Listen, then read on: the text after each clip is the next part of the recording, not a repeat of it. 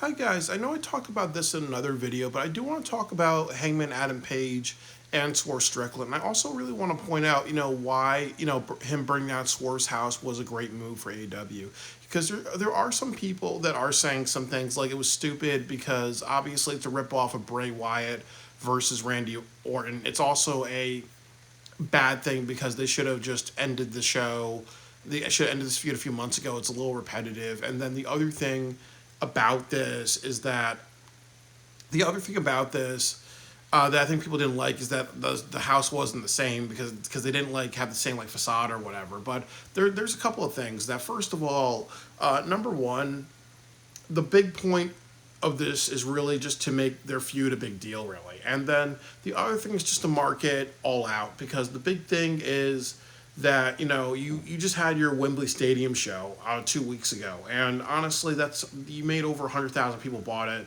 So $50 a pop, like that's like over. I think they had 140,000, so they obviously made like around $7 million if you do the Scott Steiner math. Around it, $50 a pay per view, 140,000 buys. So that's like $7 million. So without taxes and all that, so more than likely they made like maybe 12 or $13 million before all the taxes and expenses are added. But you're gonna have like your show in Chicago, and you need to make sure that you draw a huge audience, and you could get some people talking about it. So I do think that obviously, just having the match is one thing, but obviously just saying to yourself, you know what, we need to kind of, kick it up a notch. We need to kind of make it more provocative. We need to kind of do something that's shocking and have people talking just to hook people. You accomplish that in the segment, and that's ultimately what wrestling is that it's about hooking people. It's about cliffhangers. It's about shocking moments. It's about moments that make sense, really. So you look at all the times you see the typical John Cena formula of how John Cena would get beaten down by a heel, and then at the pay-per-view he actually overcomes that heel. Or a lot of time, or you look at Kofi Kingston, or a lot of other times when you see like a babyface get beaten down or an impossible odd, and then they overcome the impossible odd. Really, like that's what they do in WWE. And sometimes you will have things that you know that they do where you have two wrestlers have a rivalry, and then actually you have something that's going to lead to they do something that's going to lead to something really big. You look at Seth Rollins burning down the Firefly Funhouse. You look at Finn Balor versus Bray Wyatt, and then Bray Wyatt turns into the Fiend. You have to do these like shocking cliffhanger types of moments because you need to sell your show, really. Because that's just business. So I think that when I say something like you look at it maybe being a little repetitive, you may look at it being a little predictable. You look at it as something that may not have the best consistency. Sometimes you need to throw that out the window. The next thing that I will say is that it's good for Adam Page because this really establishes his character. It shows that he is a sociopath. And if we're using the word correctly, a sociopath is somebody who develops a psychopathic tendencies through life. A psychopath is somebody who's born a psychopath. So this is him being a sociopath.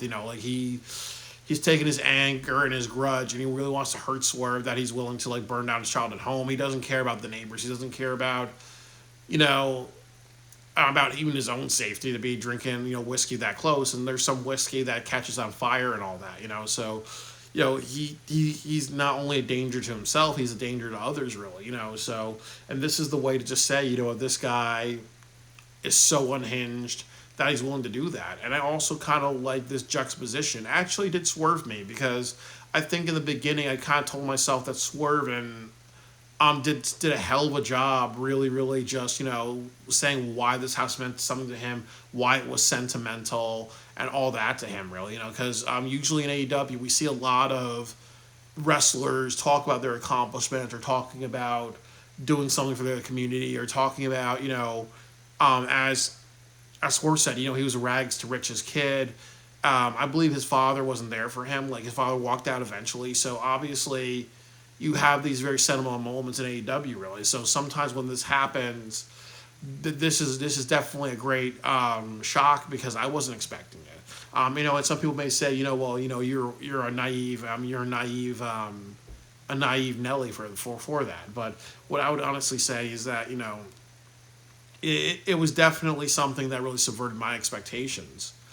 And I also kind of think that, another thing too is that I also like the outcome of this, where this wasn't Swerve trashing the ring. It was something that upsetted him. And the next thing that needs to happen is I really think that maybe on Collision, I don't know, they can do two things. They can have like Adam Page and Swerve in the ring, or they can have like Swerve talk about it, Adam Page is just banned, and that be that really, type of thing really. And that's what has to happen. Or Tony Khan has to kind of come down at Collision, say I'm Adam Page is like banned until the show type of thing. Really, there has to be something to kind of establish it. But yeah, but it's a good cliffhanger. It develops a character for Adam Page, and they give Swerve an obstacle really, about saying like, okay, this is not just the man. This is not Adam Page being obsessed. This is not Adam Page just being a sore loser. This is Adam Page, just wanting, wanting some bloodlust. He's definitely like Eric Draven in The Crow, where, he got screwed over, and he's not going to take it.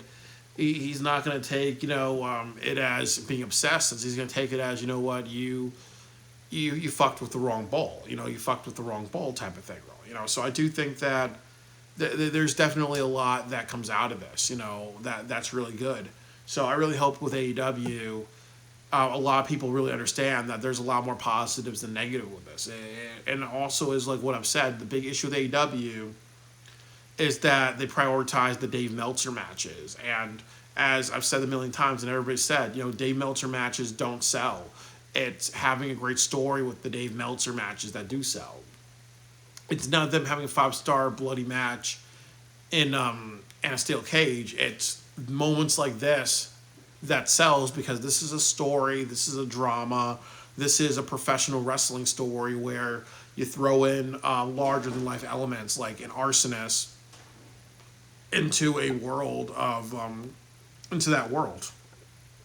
Because like I've said, imagine if you didn't do that and they had just another type of hardcore AEW fight. That would have it would just be a good match, but it wouldn't have like a subtext, And then also too, imagine if they said we're not going to have that. We're going to have a match. It's going to be a Dave Meltzer, Olympic video game type of match type of thing. Really, like again, if not having this would not bring it to the next level. Really, So I really hope that AEW continues to do things. They also understand that this is what storytelling is.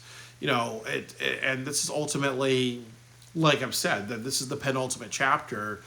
And this is the thing that leads to, a match and a blow off that's really great. You look at the movie Taxi Driver, like the penultimate was the entire scene where Robert De Niro kills Sport and then the other gangsters, and then the final chapter was really the resolution after he did that. Really, so sometimes you need a good penultimate. So I'm really just happy with all the things that they've done with this, and I'm very, very proud of AEW. It shows that, and as I said, this is what they need to do. That the ratings have gone down, fan interest has gone down, but if you really care about being a company, you make yourself a big deal, and eventually people will come back, because that's kind of what they did in the beginning of AEW. It was treated like a big deal with the fans. Now they need to treat themselves as a big deal with trying to rebuild their fan base.